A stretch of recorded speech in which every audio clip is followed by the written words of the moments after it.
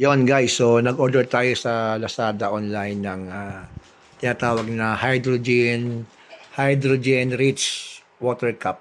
So kino-convert niya yung water o ini-infuse niya ang hydrogen sa water. Although H2O yan, hydrogen na yan. Pero ito, mas enrich pa. So nag-search ako, maganda talaga ang epekto ng hydrogen sa ating kalusugan.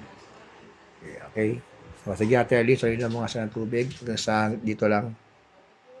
Yan. So, lagyan ng tubig. So, yung tubig na yan ay, ano to ano tawag ito? Purified water namin. Yan. Tapos, saraduhan natin. Saraduhan natin na maigi. Close na ba yan? Okay naman na pala. Tapos, meron ditong button, guys. Pinutin natin yan. Saan ba? Ito pala sa kabila. Ano pala yung kabila? Ayan yung kanyang sa charge niya. On natin. Ayan na. So, kulay blue siya. Sabihin, may indicator na yan na ano. Na magkakaroon ng bubbles yan dapat ha. Kasi yun yung nakikita ko sa akin meron ng bubbles guys oh. Yun oh. Yun na. Ayan oh.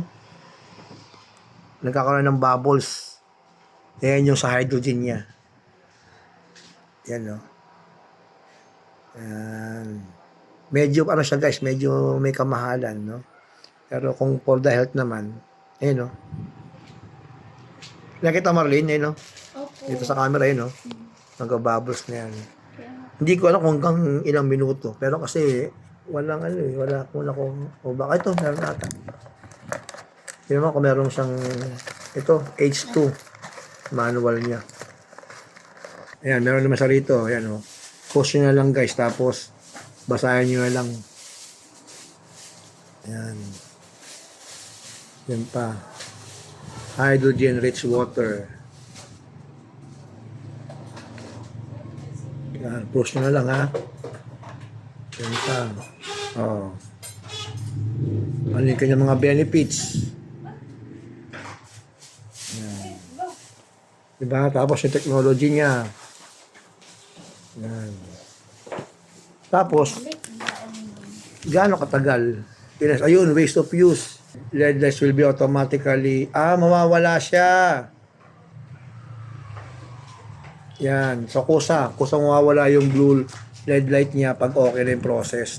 I-charge niya 2 to 3 hours. Okay. Good.